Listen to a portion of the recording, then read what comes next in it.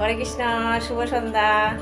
আশা করি সবাই ভালো নাই, কারণ প্রচণ্ড গরম। আর গরমের মধ্যে সন্ধ্যা 6টা বাজে আমি যাইতেছি গা মেলা।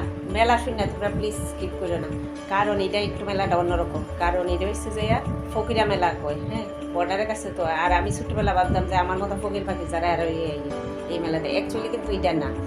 মানে বাংলাদেশে বর্ডার তখনকার খুলে দেওয়া হয়, ওখানে খুলে না, ঠিক আছে, কয়েক বছর ধরে তো মানুষ প্রচুরই মনে হয় আয়ে। আর বাংলাদেশে প্রচুর সাধু সন্ন্যাসী ফকির বাবারা এসরা গেলে দেখতে পারো, তোমরা লইয়া যাবো কখনো মেলা, ঠিক আছে, গিয়া বাকিটা দেখো। আমরা এসছি মেলার কাছাকাছি। অনেক মানুষই কয় যে এখানে মোমবাতি ধূপকাঠি জ্বালাই মনের আশা সব কিছু পূরণ হয়। তো এখান থেকে মোম ধূপকাঠি আমরা লইয়া লাইছি, লইয়া ওখানে মন্দিরের দিকে রওনা হয়েছি। আমরা চলো মন্দিরটা দর্শন করে। এখানে প্রচুর প্রচুর সন্ন্যাসী সবাই।